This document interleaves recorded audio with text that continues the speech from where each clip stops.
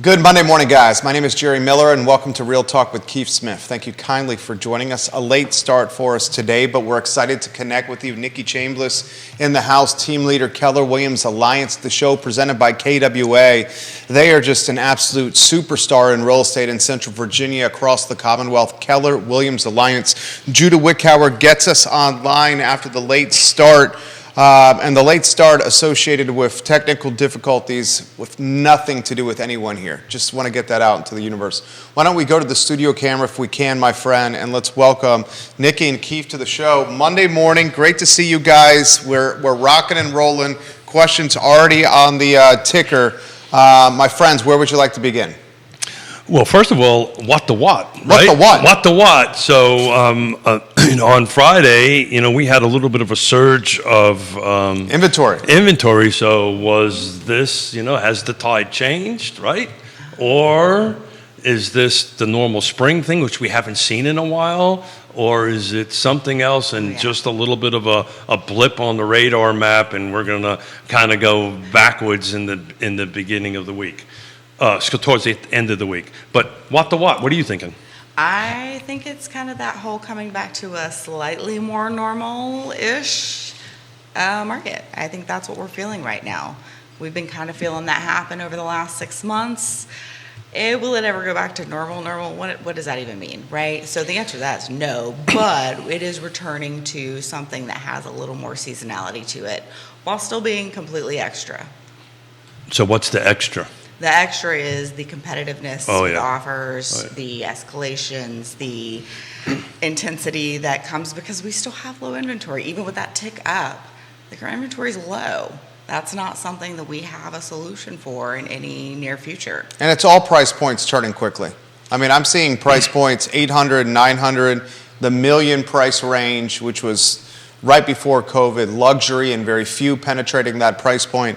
Now, far from luxury. A lot of homes in this area at $1 million. They're selling in a day. I mean, we had open houses. I saw one of your colleagues at a different brokerage, had an open house scheduled for the weekend. Canceled the open house, multiple offer scenario. Had to alert everyone that the open house was canceled. So do you think that's a good idea or a bad idea? I have a very specific opinion on that. I think it depends, and I think at the end of the day, it's up to the seller, right? And so I think a lot of agents are dealing with that. Because the people might not want it. They're like, let's just take it and forget having strangers here, right? That's what you're saying? Well, yes, but it also depends on how you've set your listing up. Are you setting it up so that you're going to show offers until a certain date because the seller has said, hey, by this date and time, we're going to take a look at what we have, and that's that. And if that includes this period where the open house is booked, then you're good. If it doesn't... Well, usually what they'll say in it, but the seller reserves the right to accept offers prior to. Yeah, it's totally different. It's really interesting. So we were having our extended pre-production meeting, and we were talking about us helping our daughter out in Richmond, so we're in offer number 13. We should set the stage. You want me to set the stage? Throw it to you? Of course. I'll take a sip of my coffee. His daughter lives in Seattle. Her husband, doctor, taking a job in Richmond. They're moving cross-country this summer from Seattle to Richmond. They're looking in the very coveted, very Tony, very prestigious West End of Richmond. We're outside of that now. That's where they started. Yeah. Now the rubber band, if you may, has expanded past the Tony prestigious West End to a suburb, if you may, of the West End. They are on offer number... 13. Offer number 13. Lucky 13. Offer 12. Nikki, I'm going to throw this to you. Keith, jump in. Offer 12. A Seattle couple with a 3-month-old baby. 2-month, 3-month? 2-month, 3-month-old baby. 3 months. Oh, you're asking the grandfather. 3 months. However old the baby's adorable. 3 months. 3 months. Put an offer on. 3 months and 10 days to be exact. Without touring the house. Sight unseen. Only thing they'd seen was a video tour by Keith. He did it in the rain. No home inspection. And appraisal gap coverage of how much? 75. 75 G's, and they lost it. Well, we just did the same thing over this weekend. Listen to this one. Tell her this one. Yeah. So we went ahead and... So this is crazy what's happening right here. But I do want to add here, this is not exclusive to Richmond. The numbers just are a little bit bigger, right? But this is happening here in different markets, and that's kind of the what, and throw this out to the real estate professionals and folks. Are you experienced this? I know our side of the house is experienced this across the board. What did you do on Offer 13? Your daughter and your son-in-law moving from Seattle to Richmond. Offer 13, I've got permission to do this from my client / daughter / who's becoming a real estate agent. Ooh. 525 was the list. 525,000 list price. We were going in at 625, escalating up to 700. Appraisal gap, list cap coverage of 75 grand. So we're confident. So this is where the professionals come out, right? So thank God to Woody Fincham. I mean, I don't know how I would be able to navigate this without him. So the reason we made this offer at 625, which is 100 grand over list, is I did the homework, and there was recent closings last week, similar homes, a couple of blocks over. That justified that number. Reached out to Woody. Hey, Woody, do me a favor, do a back of the envelope desktop. Yeah, that looks good. So when we presented our offer, I actually presented all the comps with it to support 625. I talked a little bit about what Woody's analysis was on it. So if you guys are in the market and trying to win a deal, reach out to Woody. He does this. It's rather reasonable, the cost on it. And interesting on this one, we had an hour. I was able to negotiate a showing time above 30 minutes. Nice. So I spent an hour in the house, so I kind of knew everything was in good shape because of my previous So we're in a market now, Nikki, where we're negotiating showing times. We've been there before, not too terribly long ago, and we're there again. And it's not easy. And having only 30 minutes to see a house and make that decision, or no time at all because you decide to make an offer sight unseen.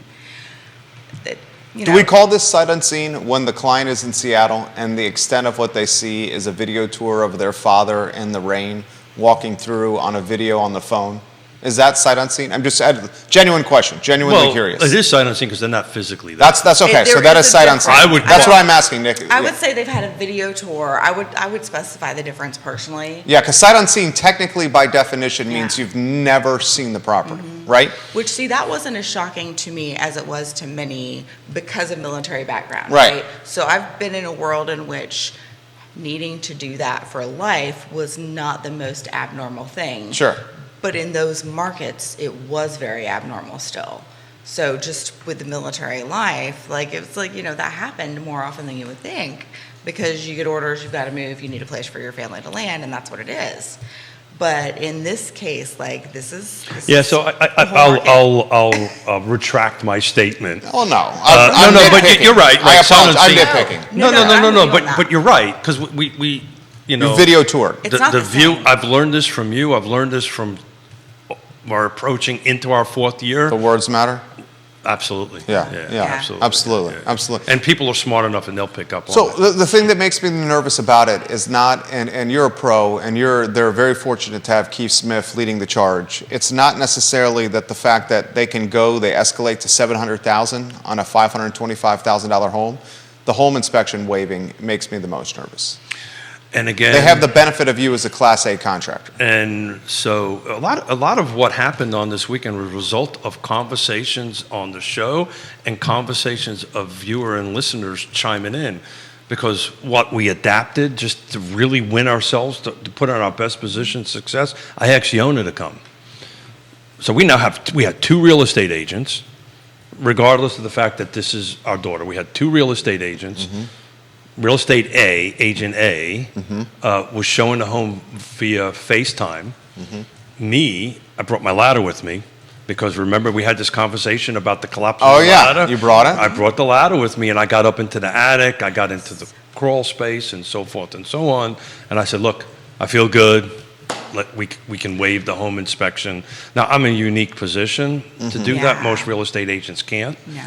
But I'll tell you, we were looking at homes and agents were coming out with home inspectors as we were going in. I always find it interesting, and I don't, I wouldn't say who if I knew, and I don't. I always find it baffling when I hear agents talk about how, I don't do crawl spaces, I don't do attics. What does that mean? Like, go in there? Yeah, and I'm like, Home inspectors? No, agents. Because to me, if I'm touring a home with someone and there's a ladder that I can get down from an attic, heels and all, I'm going to pop myself up in there. Well, that's also a testament to your coolness there. I mean, I can see you are a jack of all trades. You're willing to do just about anything. Well, I feel like that's required for being in real estate, though. It's fair. Know? Like, you need to be willing to do the things. Get dirty. Or pay someone to do it if you're not willing to. I mean, how difficult it is to stick your head in the crawl space? Not that difficult. Even when it's terrifying. You know, you open up the crawl space, and if you see standing water, you don't have to be a Class A general contractor to know that's a problem, yes, right? Yes. Sorry, was that? No, Captain Obvious socks on? on? I do not have my Captain Obvious socks on. How's the mindset of a young couple with a 2-month-old baby that's 13 offers in and has not had success? So, it's not them. Everybody that we're working with that's first-time home buyers have the same mentality. They're all in. But it took a bunch of coaching and mentoring to get from the very beginning to the point that we're in now. And they understood. They understand, and our other buyers understand. Look, we can always try to figure out how to rent, but that's 40, in their case, 40 grand out the window. Literally out the window. And oh, by the way, you're chasing an ever-increasing value. Those values are not going backwards. Do we think that, Nikki? I think that for sure, yes. But I do think one of the key things that he just said was that it took time and coaching. It takes that education piece. It takes that managing expectations and working with your clients at a level that is required for anyone and everyone to not burn out in this. And I'll tell you what. Because this has been going on for how long? The search, the hunt? 8 months, 9 months. But we're helping people for years, right? That is not uncommon. The fact that it was only weeks or days is only a recent phenomenon, right? Yes. It's only really that, I could tell you for 30 some odd years of doing this, other than those last couple of years, building relationships and working for clients took years to go through and find something and get them to where they wanted to be. So this whole, hey, get a house in 5 days thing is kind of a recent phenomenon.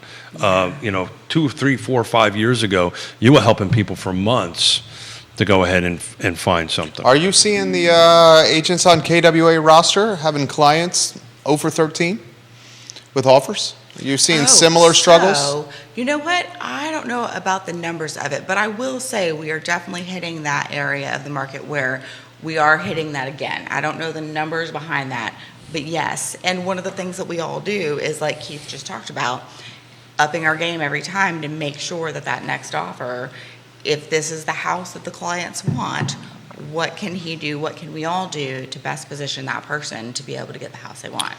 That's key. So I do like Monticello a lot because it's easy for me to focus on. It's a similar thing. Right now, I took one out. It shouldn't even be on the market. So there's 9 homes on the market. There's 30 pending. So just go figure, right? There, and most of the ones that, the median price point for the ones that are pending is $327. If you take a look at what's active, there's only 3 homes that are under $380. So those homes that are all in single-digit days on market will have multiple offers. So if you got 13 or 23 or 30 or 3, you're still competing, right? So you're talking, 4,300 homes? That's 4,300 homes, yeah. 4,300 homes, Lake Monticello. 9 active listings. We're taking one out that's long in the tooth. That shouldn't, yeah. That's bananas. Yeah. So there's 9 listings in a 4,300 home, the largest neighborhood in Central Virginia. And 3 are 380 and below. Yeah. So we got 319, 369, and 380. So there's nothing below 300. Nothing. Is this period of buying and selling real estate in Central Virginia the craziest we have seen yet? Does it surpass the insanity of peak COVID, Nikki, when we had appraisal gap coverage, open houses canceled, sight unseen, virtual tours, video tours, home inspections waived? So I think I'm going to have to say no. Okay. Because here's the thing is now we have learned from that. So you're ready for it. Which puts us in a much better, and by we I mean like everybody, buyers, ecosystem. sellers, the whole ecosystem now has had that learning opportunity. So I don't think this is harder than before. I think before was most definitely harder. How about different question? Phrasing it again for Nikki. Synonymous conditions? Ish. I mean, that's a closer statement, but I do think the ease of having learned and having made it through this far, it's huge. I feel like we've gained a little more resilience. I feel like we've gained an adjustment of perspective of how to view this market. The whole fear of whatever headlines and clickbait that people were hearing, I think most people have a pretty solid understanding that that isn't what's next. And so we're not dealing with that anymore so much. And when we are, it's just easier to either educate or realize now's not the time. So let's continue to educate while also not looking at homes if you're not really ready right now, you know? Well so said. I think we're in a better place. What do you think, Keith? Jamie Turner says he's watching Real Talk from Charleston, South Carolina today. He's the real estate investor. JT, congratulations and happy birthday to your beautiful bride. I saw you posted that on Facebook. Craziness synonymous with peak COVID when we're in right now. What do you think, Keith Smith? So I'm going to take the opposite position. I like it. Devil's advocate. That's Go good. figure. That's what we're supposed to do. Great for a talk show. Yeah, right. Yeah. Right. This is a talk show after That's all. good. Look, I'm going to use my famous yes, maybe no yes, right? The micro markets matter, and go back to the conversations I had with Yvonne and some of our young millennial buyer clients. They're actually using that word, right? Because in Richmond, you go 2 blocks the other way, we could buy a couple of houses. But I'm taking a look at just the difference between Lake Monticello, active and pending, and I just pulled up Charlottesville. So just big numbers. There's 36 homes on the market, single family detached. There's 46 in pending. So that ratio is much tighter, right? It's price point so price point matters, where matters, features matter, condition matters. If you hit those things, I think you're more competitive now than you were in the peak of COVID. The difference, I think, in the peak of COVID was everywhere, right? Buckingham County. Counter, devil's advocate on the devil's advocate. Oh, devil's advocate. Here's the devil's advocate on the devil's advocate. Hold it. I'm going to write that down. I cannot believe I'm saying this, but the values of the home are higher now than peak COVID. Absolutely. We have escalated and appreciated in values in some zip codes and neighborhoods 10 to 20, 25%. Yeah. Since when was peak COVID insanity? Probably Q1 of last year when interest rates were still in the low 3s, high 2s, was still craziness. Because then summer took a little bit of a lull, Q3, Q4 last year took a little bit of a lull, and now we're basically saying we're Q1 of last year craziness. And Nikki, interestingly, with rates being 2x higher. Yes. So another indicator that rates are not the factor here, that people do not buy based on rates, which is what you guys have been saying. Yep. Yeah, I'll let you talk about that a little bit because I'm going to take a quick look at Lake Nikki, Monticello real you quick. have higher. I love doing the show with you guys. You got houses that are more expensive now than this time last year, and you got rates 2x higher than this time last year. Yes. People still have to buy houses. People still have to move. It's the rates amazing. were too low for too long based on economics, and now we won't dive too much into that because the reality is I'm not an economist. And yet, there was an adjustment period where people were like, oh my gosh, what are we going to do? And what you're going to do is you're going to adjust, just like anybody does in any market with any shift. And the rates now seem normal because they are actually more normal than they've been for a while. So you adapt, you adjust, you find creative ways to make that work for you, because still, when you compare owning a home versus renting, the math works out over the long game to own the home. If you can get in the home and not be house poor, because you don't want to set yourself up for failure in that. It's really interesting. Drew Sersky giving Nikki some props right now on the program. Drew, welcome to the program. Well, I was watching a presentation that Ned Galloway and I did to the city council about the regional housing partnership. And here's the new reality. The new reality is most folks are not spending 30 to 33% of their of their income on housing. It is north of 50%. Yes. I mean, that is bananas. And that goes back to the statement we've said that is the 40-hour work week a thing of the past. and is now the 40-hour work week, frankly, a 60-hour work week, if people are spending half their income on their homes, they're obviously having to work harder or longer. So you want to know if you bought a house in the first quarter at Lake Monticello of year to date, from January 1 to today at Lake Monticello last year versus buying a house between January 1 and this, and what your appreciation was in percentage? Would anybody want to take a guess at that number? Between January 1 of last year and January 1 of this quarter, year? A little bit over a quarter plus 17 days. I would say in Charlottesville City? No, Lake Monticello. What do you say, 7 to 9%? You are awfully close. Oh, man, I want you to feed me the data. Just tell me. 10%. It's painful. What's that? 10%. Yeah. So if you bought a home, Lake Monticello, January, February last year, between now, at 7%, your home just went up 10%. So we're talking, to put that in perspective, the average home at Lake Monticello is trading at what? Around 350? $345.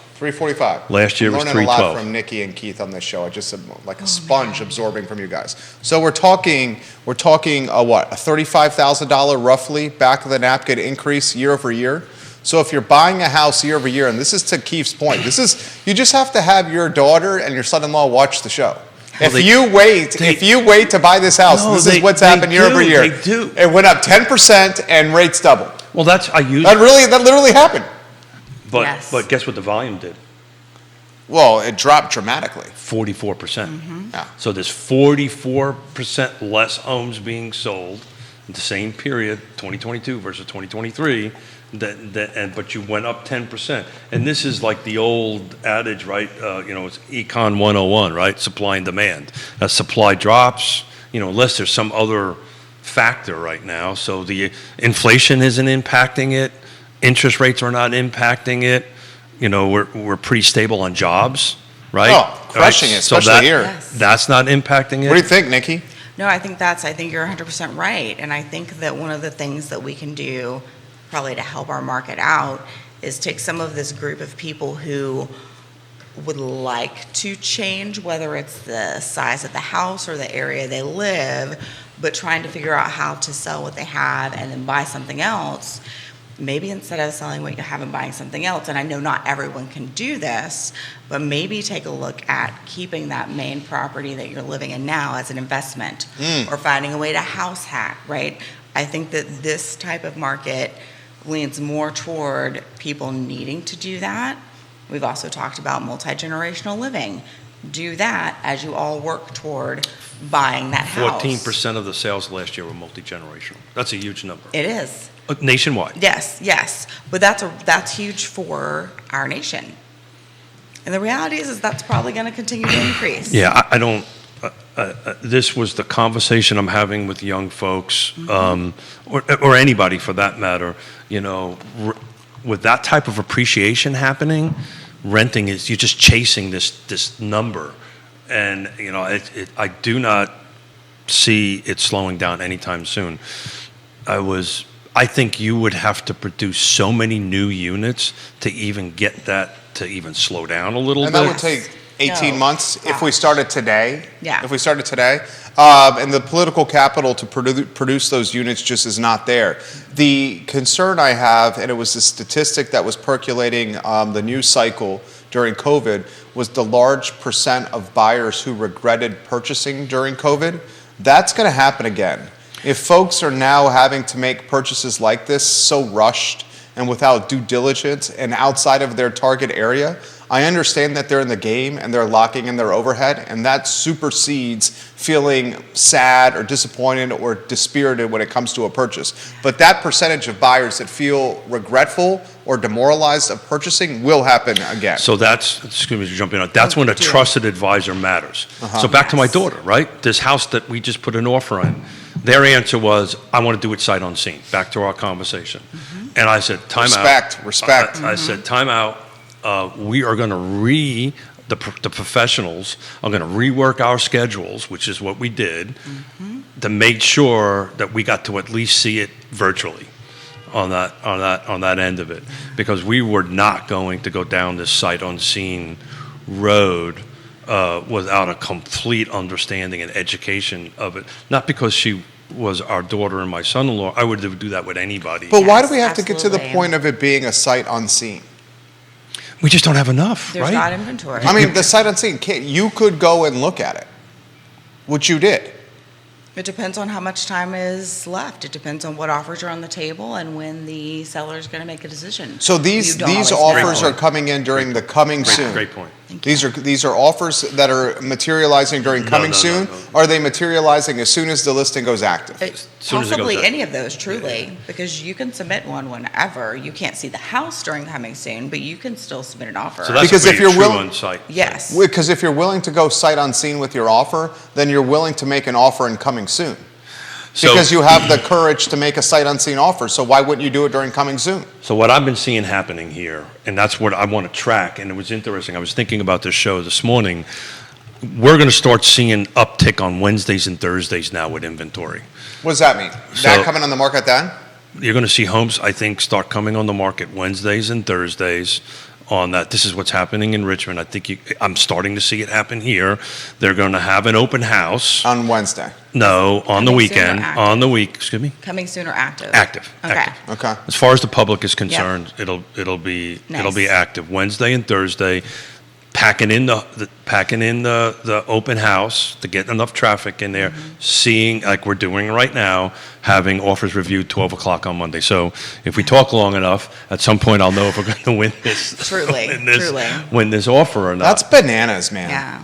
That is absolutely But bananas. to Nikki's point, though, on this sight unseen, I missed explaining that this particular house was doing these offers today, and we had to rearrange our weekend to make sure that we got in there to go and see that for them. Yeah.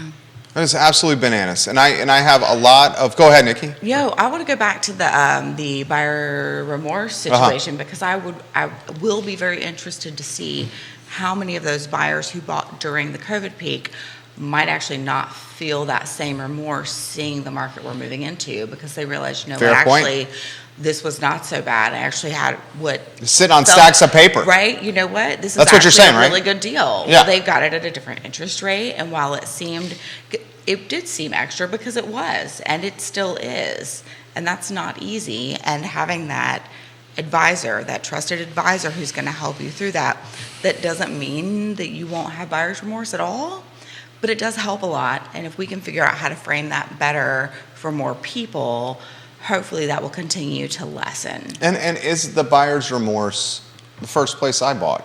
Buyer's remorse. It's a condo at the Villas. I wanted something with the back fence and a place for my dog could run, and I was disappointed I didn't have that for my dog and for myself. Couldn't afford it. Yep. Isn't buyer's remorse part of the process? Yes. Especially at the first time purchase? In this kind of At the market, first time purchase? Where your first time purchaser really wants their forever home sometimes, and that doesn't actually exist on the market. There you go. At the Then- price point they can afford. Yes, yes. So then I think we reframe, okay, is that really buyer's remorse? Or paying your dues. Or have you shifted to paying your dues Yeah. or just shifting to realize, hey, you know what, to get where I want to go, I'm going to need to have some stepping stones to that point. Well said. Nikki on point. What do you think? So your buyer's remorse, and I'm trying to thumb through 170 pages of 2023 home buyers seller and Yeah. report, right?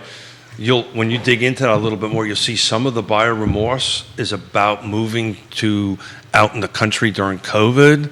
And now there's a huge percentage that are going, oh, I made a mistake. I want to get back into more of an urban thing because they thought this whole COVID work from remotely was going to last. And now Yes. businesses are saying, no, you need to come back in the office, which we were talking about in the middle of that We was said that. going to Yes. happen. Yeah. Yes. And it happened on that end of it. So there's a huge percentage of that. But yeah, I mean, look, it's all about hiring the right trusted advisor. Pull down Real Talk with Keith Smith and Partners. There's a list of them in there that can help you with this on the end of it. But having somebody who's going to have an honest conversation with you, not just how can I say this without getting myself in too much trouble here? Not having somebody who just wants to push paper across the table. Actually, that is a partner through it. It really matters where somebody might say, time out, you really shouldn't be doing this. we need to slow it down. And that was the conversation we had with our daughter. No, we're not doing a sight unseen. We will make this work. And we did a virtual showing. Christopher Friedman watching the program in Short Pump. This comment comes in from Christopher. Imagine when the rates get lower and the buying power expands. It's going to worsen this environment. I think he said environment. Well, I actually... He's 100% right. Well, I actually can speak to that. So my son-in-law's a doctor. He's getting a doctor loan. And because we've done a lot of business with this particular bank, they offered him a point off. So he's at five flat? Five even? No. Oh, 5.5? Okay. Whatever it is down there. And his buying power jumped up considerably, so we can now get into the 700,000. And you're spot on. As soon as that interest rate drops a little bit, prices are not going to decrease, but people's ability to buy or purchase is going to go up. I'd love to hear Nikki's read on this. I think whatever we're doing right now is only going to get worse once interest rates drop lower. No, I agree. That's the only way that can go, and we're going to see a resurgence of the same challenging thing we've already seen before. The upside would be that we've been there, we've done that, and we know how to handle it. And that's where you really just need to connect with professionals who are trusted advisors who can help manage that situation for you. It really does matter. What are the people you're talking to saying the rates are going to go? Scott's predicted on this show 4s by the end of the year. Scott Morris. I mean, that's bananas. He's one of the go-to people that I hear talk as a general rule. Yeah. So, and I'm just Scott knows what's up. That's a hard one to know or to even know what I would hope for, because no matter what angle you approach it, it's a really challenging market. Yeah. So the idea that, hey, they have more buying power, that's great, but then also there's going to be more competition, which rules out the same people that drop in rate would help. And And we're not even at full market like employee status here. We still got the Kimpton Hotel at the Darden is just opening now. If you haven't had a chance to try the Kimpton Hotel, they got 2 restaurants over there, and they got a conference center and a fantastic hotel. We're talking with their people. They got another hotel and hospitality center opening that Russ Kronberg is leading at the UVA Foundation in Boar's Head. Data Science School about to open. Paul Manning School about to open. They straight up said thousands of people, new jobs are going to come from the Paul Manning Institute. And where are they going to come from? Thousands outside the market. All coming outside. Where are they going to live? That's what I'm saying. Yeah. That's exactly what I'm saying. How does this market handle an influx? Let's be conservative. How does this market handle an influx of 3,000 additional families? I mean, does anyone want to handle that? Is UVA going to offer a program to help find homes for the people they're hiring? Well, because if not, what are they going to do? But a lot of these, that's a great question. That's a great question. A lot of employers that do bring people in have some sort of program. And a lot of these are in private sector, not just public with UVA, but she makes a great point there. Keith, thoughts? So UVA is not going to do that, but they're in the middle of this 1,500 unit affordable housing, the rental end of it. It's interesting, as you were talking, Jerry, reminds me of the conversation I had with the city councilors for the Regional Housing Partnership and Brian Pinkston, thank you, said something very clearly to me. He goes, look, to the point that we're chasing this up, building enough units is going to take so much. It's not going to make a difference. People want to be here. We got new jobs coming. How we're going to go ahead and do this? As you well know, I chair a land trust, which I'm excited about, and everybody's talking about, and we're making some headways in it. But frankly, we need tens of millions of dollars to try to make some sort of impact on it. But yeah, I spent a lot of time volunteer helping people answer that question.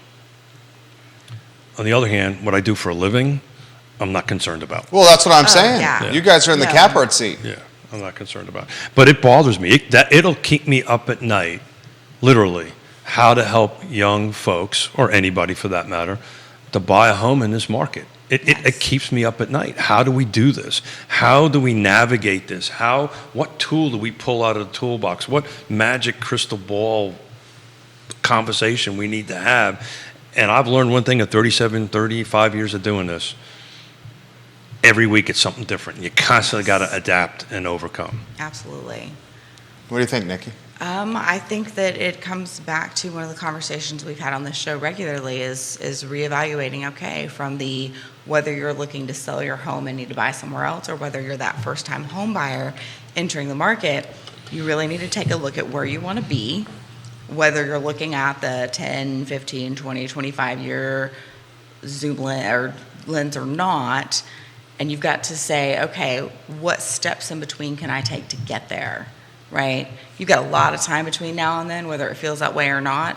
If we're talking about the younger couples, individuals, groups, because a lot of times it's a group of friends, right? And it's not necessarily your traditional family unit. We're looking now at your chosen family unit because that's what it takes to be able to be in a home. Tell the viewers and listeners about that. What are you seeing? You're seeing friends buying.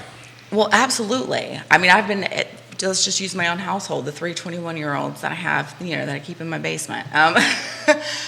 They're working on, okay, how do we do this and how do we do it together? Because it's going to take all 3 of them to be able to collaborate and pool funds to be able to take those next steps. And the next step is probably going to be to rent something. And then they're working toward, okay, once that stability, they have that, then it's okay, then we're going to save up. And what does that look like? And will you help us through the process? Oh, and by the way, hey, can you sign me up for that real estate school so I can get my license because I want to know more about it? And all of those things are moving forward, and they take time. And sometimes it's a little exhausting to look at your current situation and go, oh my gosh, that's kind of hard. It is. And keeping in focus where you want to be, what you want your life to look like, while also enjoying your journey on the way there. Well said. Very well said. I've said this on the show a couple of times, and I'm reading this generational report as you were chatting, and I was looking at the reasons why people are moving, and as we've been talking about this, it's retirements, it's life changes, yes. But it's very interesting that baby boomers last year made up 39% of the home buyers. This year, they're down to 29. So, baby boomers, I apologize. Baby boomers are up 29% this year. I got it backwards. My dyslexia kicked in on that end of it. So what's happening here is we have a generational competition. And I think it was Bill, a great viewer of our show. I can't remember. McChesney? Thank you. Sent me a video of a realtor having 2 conversations about a buyer as a millennial and a buyer as a boomer. But at the end of the day, as you're looking at what they all want the same stuff. Yes. And I'll tell you, the couple of deals we lost in Richmond were the boomers. Well, you guys have the sacks of money from selling the house. Is Yonna telling you something I don't know? You guys have the sacks of money. Because you guys have been in the game and you got real estate to sell. Don't buy that new bike. We don't have any money. Not necessarily that even though. A lot of what they don't have as much of are the student loans. Or there are some that do, but it's for their kids. So, but it's usually not as much as the millennials group. If we're looking at them it's interesting. I don't have the data to go look at that, but during the time of great unpleasantness, a lot of people my age went out and got degrees. Like, they went to school, they got master's degrees, they continued their education. Yes. So there is a bunch of folks our age that maybe have some student loan debt, by and far it's on the younger end of it. And I believe it's only a 50, it's not a 1-to-1 ratio. I think if you have a student loan, they only count for 50% of it, but that's a Scott question. Yeah, and that can vary for sure, depending on the program or the loan program you're using. Yeah. This is a good one here from Twitter. Jerry, for the panel, we're a move-up buyer, a family that has a lot of equity in our home, and we're looking to get to the west side of town because of schools. We have to sell our home first before we can buy.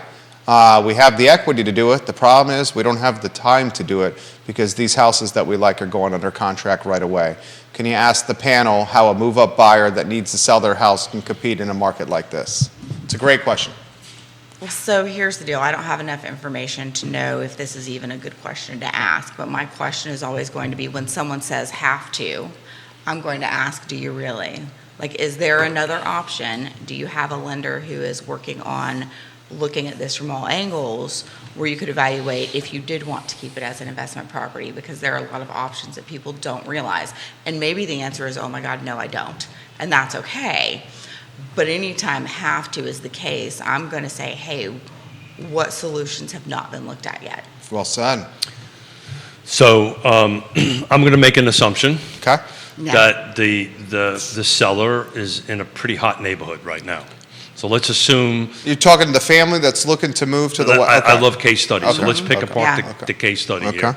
So let's assume, for the sake of a talk show in this conversation, that the market where the seller's trying to sell is at one of these multiple offer markets, right? Let's assume that's the case. So what they can do is they can go ahead and put their house on the market, because the home that we're helping our kids with in Richmond, they're going to let the seller stay in there for 2 months because they need to go find something else. So what they're doing is put their house on the market, sell it, get your cash, get your capital, do a 60-day, depending on how the buyer is structured, right? So if the buyer's using cash, you can stay in the home as long as you can negotiate. If it's a loan, it's a maximum of 60 days. This now gives you 60 days to go out and find something. You're going to have a pocket full of cash, right? Whatever that equity is, and that puts you in a great position to compete or negotiate on the buy. That's play number one. Play number two is, get your cash out and rent, but John, you're wasting cash on the rent end of it. It happens. We do it quite a bit. But if it was me, I would want to sit down and take a look at where you're at, what kind of equity you have, how quickly we can sell it, how much cash we can put aside on the net reserve, and then concurrently start looking at something new and make a seamless transaction. We're doing half a dozen of those transactions like that right now, one of them being my daughter. And if you're That's the doing solution to that it. first option, you do need a backup plan, because if you don't Yeah. find that next place in that time frame, you might need to have some sort of a short-term stay lined up while you figure that out. How common is this situation? Common? Oh, I think so. I got yeah. 6 of them going on right now. Absolutely. It is that this is the outside of the box thinking. Yes. This is the professionalism you got to bring to the table to help that seller make a decision to move forward. And you have to sit at the kitchen table with your net proceed sheets. Say, okay, Yes. guys, this is how much you're going to make at the end of it, right? Okay, let's take that and use it as a tool to go out and buy, but we're going to need that cash in hand first. Because to the viewer's point, when I go ahead and put an offer on Nikki's house, and I go, oh, by the way, I got to sell a house, Nikki's going to go, yeah, I don't think so. Yeah. Right. And we're going to move Yeah. on. Don't surprise me with things. It's not going to make your offer strong. So Thank you for the case study. That's a great question Yeah. right there. So you're seeing the domino deal, usually the back end domino of selling the existing house, that's now happening on the front end. It's happening on the front end, right? But it There you depends go. on the where, guys, right? Yes. We're assuming we're moving from one. Oh boy, Yvonne's FaceTiming me. I must be in trouble. I like it. I like it. Yeah, hold on a second. I got to tell her. Hold on. I'm on the show, honey. So, She wants to know if you've heard back on that, right? well, she Okay. knows 12 o'clock, so we're not Okay. there yet.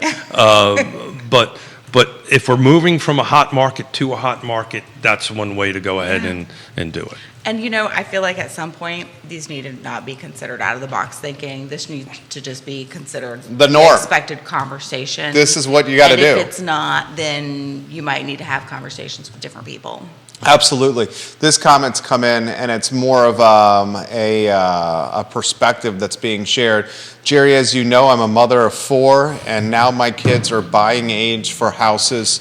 This is a time to purchase that we never thought we would see. I worry about them and their futures often. Thank you for the show. I really enjoy what you guys are doing. I can appreciate that perspective Yeah, you're a so mom, much. Oh right? my gosh, I am a mom, and it is hard. And I'm with you, honestly. There are times where I'm just like, you know what? I don't know what to tell y'all to do. First of all, it's not my job to tell you, and it is my job to guide and help. And the reality is that in any hard time in histories throughout the years, for thousands of years, people have been able to figure it out and make it through. Yeah. And the reality is tough times, they create resilient people. And I think we're going to see a return of some resiliency. And that's not a bad thing. I just think that as long as we do it well and we come from that perspective of, you know what, it is tough. And I think if we all seek first to understand and we give each other a lot of grace, whether that's in a real estate transaction or in the parking lot of a grocery store, like just having a little more grace around how you're thinking and perceiving and viewing things is needed. I like it. Nikki Chambless. Just be kind, man. Be kind. It's not that. And sometimes it gets stressful. Sure. That's what, like parking lots, let me tell you, that's a great opportunity for some road rage. But nobody was set out at the beginning of their day to mess with you in the parking lot. So they didn't. It just happened. unless you're in New York and they go out to mess with you. Okay, But you know anyway, what? That's different. Okay. That's different. That's Perspective different. here is That's Central different. Virginia. You would be very offensive. The Market Street parking garage, when You it's know all what? said and done, is a very friendly place. It's a very friendly place, the Market Street. I got a hug from my from the attendant She watches the show. She's fantastic. Nice. So it's funny. In the beginning of the show, I wrote these 2 words down: mental health. Yes. Right. And Yes. and it's not just on the buyer and the seller side. It's on our side too. We are, this is a tremendous amount of pressure and work on it to go ahead and do that. And one of the things Yvonne my daughter was saying to me, she said, well, this is normal. If I get into business, am I expecting to work, 7 days a week? And I said, yes. And Emily Funk is our client care coordinator, a wonderful realtor on her own. We're working a couple transactions, and it was funny. She called me yesterday morning at 8 o'clock in the morning as I was cooking breakfast links on the grill to help her out with something. Then she called me at 7 o'clock as I was grilling the steak, and I said, look, you need to stop doing this. right. Either come Well, if over you for stop breakfast or grilling, dinner. people would stop calling you. I'm right? sorry? Is that what that? If you stop grilling, then you won't get the calls. Oh, I didn't think about it No. that way. Look how Now I'm smart getting you hungry. are. Never thought about that. I just said, come on over for breakfast or lunch. She's gonna be a I'm gonna start realtor. calling you to see if She you're is, grilling but she's out. doing a great job. I mean, think about it. What Yeah. a great experience to cut your chops or get, whatever the saying is Yeah. in real estate. 13 deals for your personal residence as you're moving from Seattle to California and making offers on houses that you're not seeing. I mean, that's the start of a real estate career. Yeah. A conversation. You're learning a lot. Well, beginning in a market that's hard Right. really sets you up for success. There it is. As long as you're building a solid foundation. There it is. So I'm gonna take a little executive producer dad pride at Nice. the moment. So she's studying for a real estate exam. Yeah. Okay. And she passed a module of it. All those years of listening to you doing project and development finally paid off. And she got 100% on it. That's awesome. Congratulations. Yes. Way to Takes go. after her mother. Congratulations. Oh, ouch. You know what? There's no ouch in that. That is 100% you correct. know, okay, never mind. No I ouch. kid because Sorry, I care. was just no digs had happened toward Keith yet today. It was time. If she wants to learn how to blah, blah, blah talk, I'm the right guy. Got it. Anything Good other point, than good that, point. go talk to your mother. How about a message for the viewers and listeners, Nikki, as they kind of head into the second quarter? Hopefully more inventory is out there, but undoubtedly it's still going to be quite competitive. You know what? I think I'm going to land on that whole mental health aspect. Take some deep breaths, have intelligent conversations, find the people that are talking about the things that are going to matter most to you, and have conversations with them. That's really where that's at. Because if not, you guys are it's just hot air floating around, taking up space, right? Yeah. So thank you. You can do this, right? You can sell, you can buy, you can do this. We're doing this every day. But it's going to take a conversation. It's going to take a sit down. This is not a text conversation. You've got to sit down and really dig into the whys that we're trying to do this and help the buyer and the seller get across the table. We just outlined one right now, right? If you have enough equity, maybe we can sell it. We can stay in the home for a little bit of time and give us in a strong position to buy. That may not fit everybody's need, but in this particular case, I think it would on that end of it. But sit down with those trusted advisors, have those tough conversations, and we'll get through this together. We will. Can I piggyback on that? Absolutely. So Please. I think one of the things, the times of calling a realtor last minute to go see a house, that's not the way to do it. Oh, good point. Truly, if you are looking to buy, you should be sitting down, having multiple conversations before you guys go step into a house at all. Otherwise, it's wasting your own time because you're not prepared enough to go out and go through this process. No matter how educated you are on it. And again, we've talked so much about how wonderfully educated consumers are, and I'm grateful for it. I think it's a value add that is incredible and was much needed. But do have that front end work, because it's going to make the process so much simpler and much less stressful. And that's really a benefit to everyone involved. Well said. Very well said. Shout out to Judah, Yes. AKA God, Wow. with little G. He's done a great job to get us live, and even though Hell it of a was, nickname right there. No I know, pressure with wow. that nickname. Don't fall off that pedestal. Keith Smith, Real Talk with Keith Smith, guys. Monday, Wednesdays, and Fridays, 10:15 on this network here. RealTalkWithKeithSmith.com. Keller Williams Alliance. That's just a brand you can trust. We spotlight folks from KWA all the time on this network, and it's an opportunity for you to see what this team is all about. And it's honesty, it's hard work, and it's just doing well by people, because it's about the long game here. The I Love CVille show, 57 minutes away. Thank you kindly for joining us. Take care.